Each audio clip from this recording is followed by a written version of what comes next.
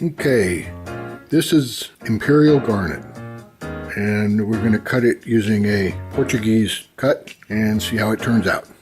We're going to start with a 600 grit lap and work it from there.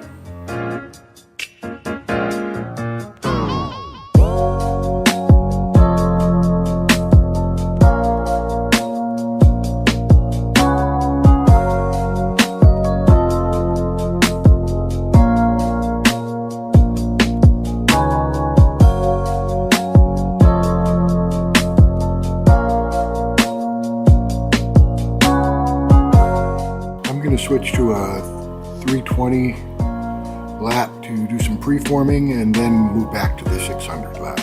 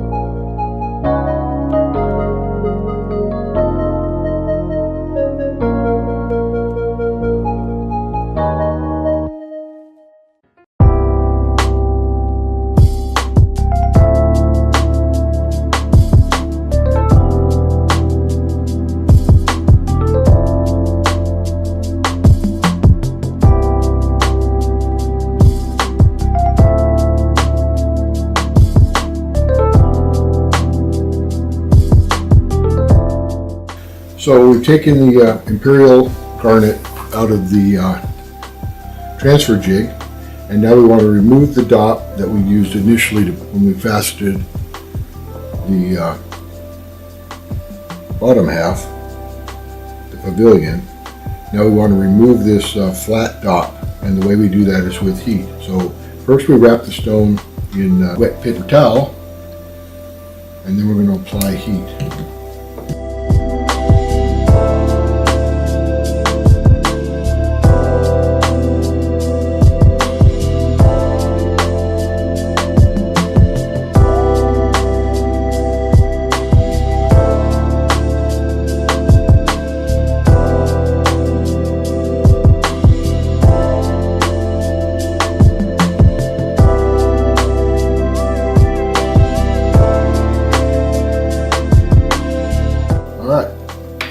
So the bottom half's done.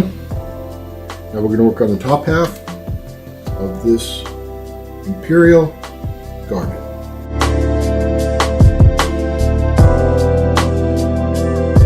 We've got the Imperial Garnet half done.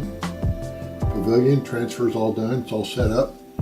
And we're going to cut the top part of the gemstone now, the crown.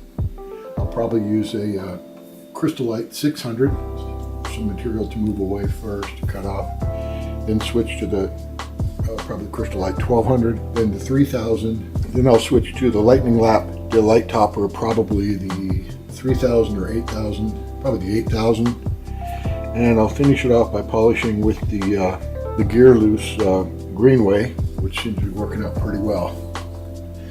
If not, I'll switch to the aluminum oxide, the Delight. But for now, that's the plan, so let's see how it goes. What we're doing now is cutting down to the girdle to set the girdle width. And we want that to be about 0.3 millimeters. And to measure that, we use a wire gauge. I'm going to use this one.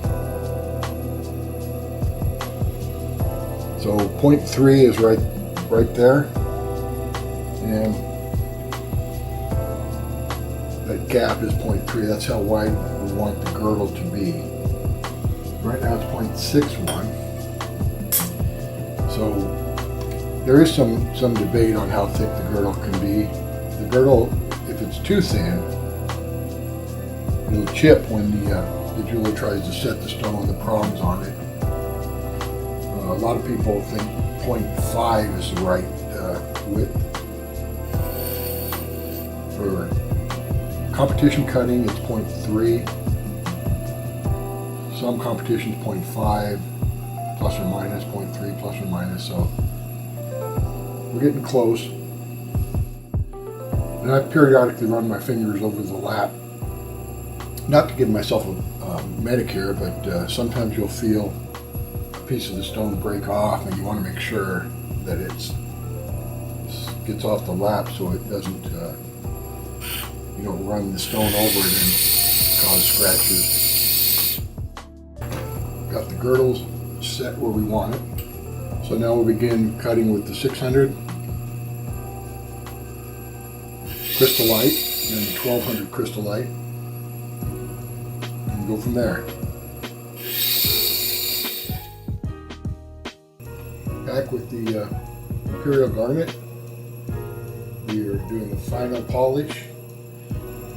We went from a 1200 Crystallite diamond grit to do our initial cutting, then the 3000 Crystallite, and then we went to Lightning Lap 3000 to give us a pre-polish, and then the Gear Loose Greenway for Garnet to do the final polish. And what I'm checking for is the Lightning Lap 3000 is a very, very fine grit, but it leaves some tiny grooves that you couldn't see with the naked eye. And we're done. Now we have to cut the table.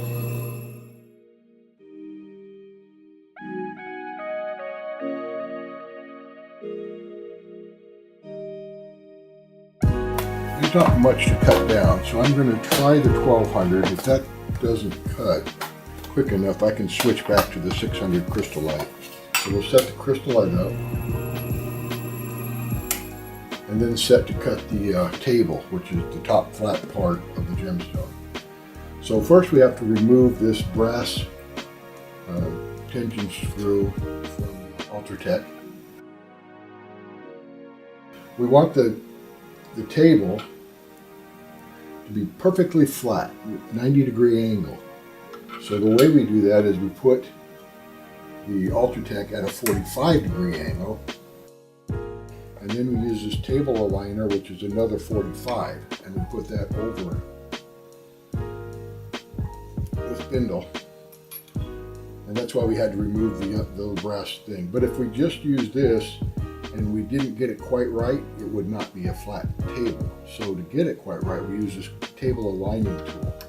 It's just a big flat piece that looks like a dop, and you set it in.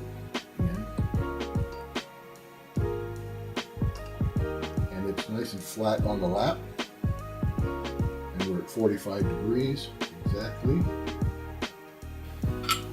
Now we take our gemstone, put it where the table aligning tool was. I like to leave room, so I like to put it down so that there's a lot of room on the bottom of the dop,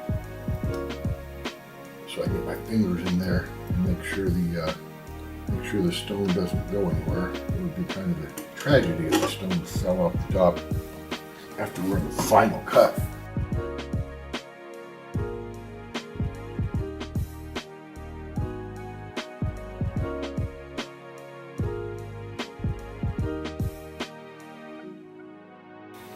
Now we're going to switch to our Delight 8000, which is, again, it's a topper. You can buy it as a full lap, or you can just buy the top part for a lot less. So I bought the topper, but to use it then I'm going to need a master lap. So I have this aluminum master lap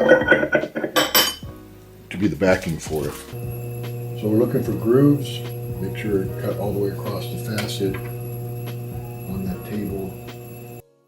I run it about 400 RPMs, pretty slow. This Ultra Tec will go up to 1600 RPM, so most everything I do is around 400 RPM. It's got Ultra Tec gives you all the power you could possibly need, and with the 8000 grit, I mean you could grind away and grind away and grind away, and you're not really moving very much of the stone. No grooves, nice and flat. Doesn't get better than that. The Greenway is not a topper. I could put the Greenway on top of this master lap if I was in a hurry.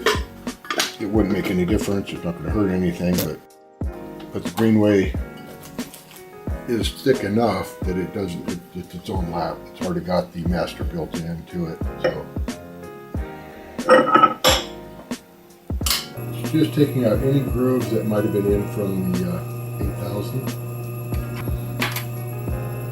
Nice polish on there. You can't over polish. I mean, this is such a fine polish that you'd be grinding forever to move your facet down too far. So not a problem. Spend some time, take your time, don't be in a rush. There we have our